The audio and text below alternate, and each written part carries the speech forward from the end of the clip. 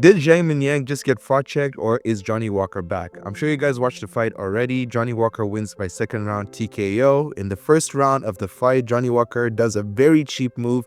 The last time I saw something like this is Hamza Chimaev versus Kevin Holland, when somebody goes to touch the gloves and then the fighter goes right for the takedown. And as soon as Johnny Walker did that, Zhang MinYang takes the mount, and I was just like, oh my gosh, Johnny Walker's about to get grounded and pounded, and this is not gonna look good for him. And surprisingly, he's able to get out of it, and he stands on the feet. He also takes some big shots on the feet, and he doesn't get knocked out, which is surprising. He was running around most of the fight, to be fair, in the first round, so he was trying his best to not get hit.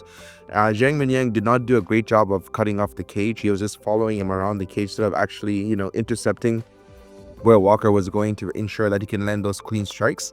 But the thing is, with Zhang MinYang, if a fight does go past the first round, if you look at his record, he's lost every fight that has gone past the first round. I know he had won like 12 straight fights by first round TKO coming into this one, and so when I saw that Zhang MinYang was going to the second round, I'm like, this is not going to look so great.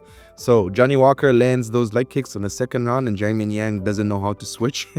he eats one bad leg kick, and he decides to put his foot down again, and Johnny Walker just kicks him again, and then the rest was history. So going into this fight, I'd obviously picked Johnny Walker to lose by TKO, but hey, good for him. He got it done. I know he switched camps. I heard he moved to Los Angeles to train for this fight, so clearly he did something.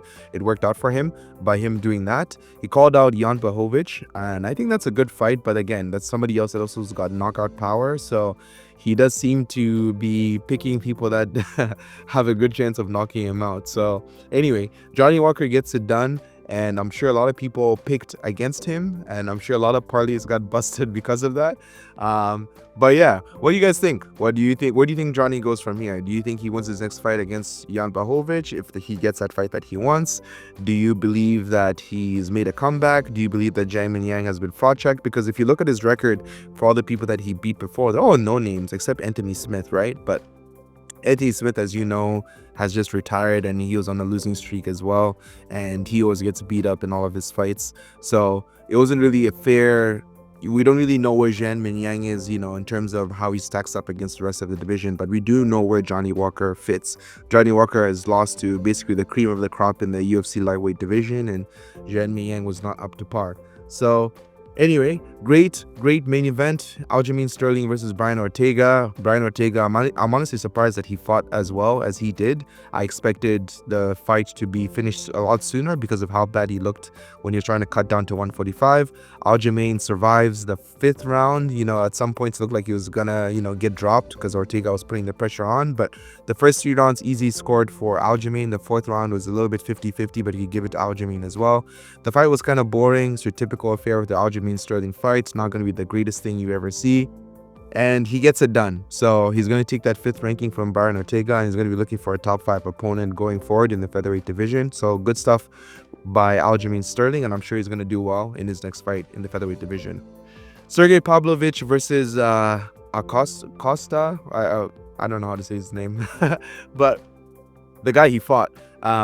Sergey, I honestly picked this fight to be finished by. I did not expect this fight to go to the judges' scorecards. I'm sure Michael Bisping and other people said something similar as well. And when it went to a decision, I was like, man, that was not what I picked. But anyway, Sergey gets it done. He was counter striking for the most part, and they're heavyweights, so the output's going to be low. He had a record for his significant strikes landed in a fight, which I think was like 64, 66 or something like that.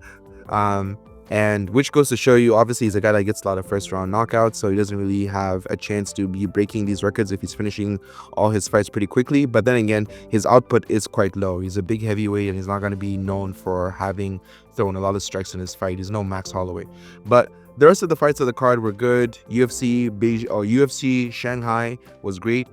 Great Chinese event. A lot of fighters, showed out, and they put on some great fights, and looking forward to the next event.